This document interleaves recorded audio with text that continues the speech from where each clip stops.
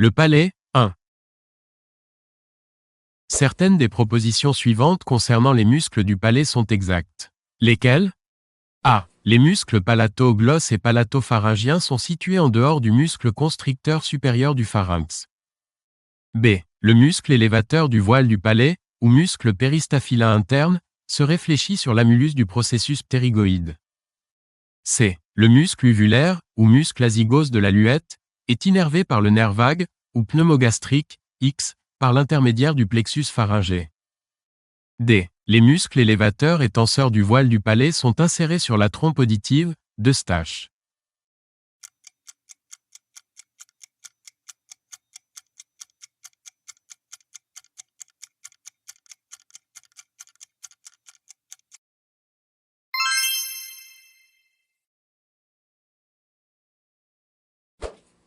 Certaines des propositions suivantes concernant les muscles du palais sont fausses. Lesquelles? A. Le muscle palato-pharyngien arme le pilier antérieur de la loge tonsillaire, loge de l'amygdale palatine. B. Le muscle palato-pharyngien limite latéralement l'isthme du gosier. C. Le muscle élévateur du voile du palais est innervé par un nerf commun au muscle ptérygoïdien médial et tenseur du tympan. D. Le muscle tenseur du voile du palais s'insère sur les deux lames du processus ptérygoïde de l'os sphénoïde.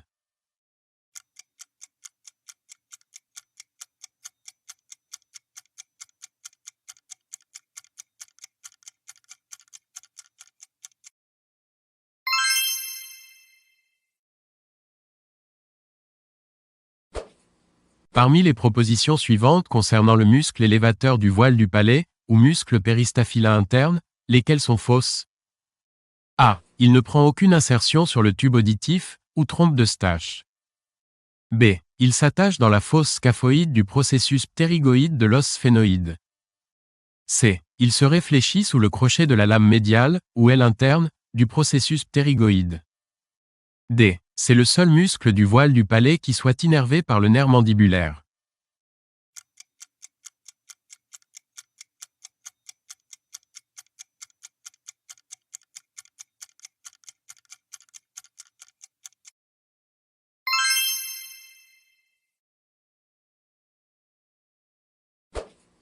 Certaines des propositions suivantes concernant les muscles du voile du palais sont exactes.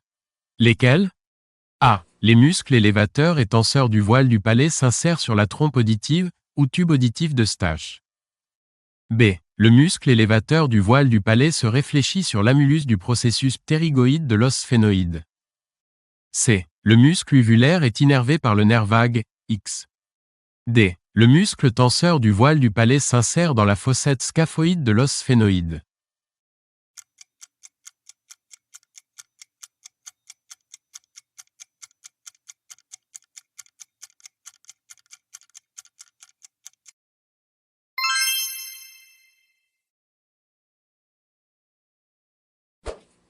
Parmi les propositions suivantes concernant la tonsille palatine, laquelle, ou lesquelles, est, ou sont, exactes, S.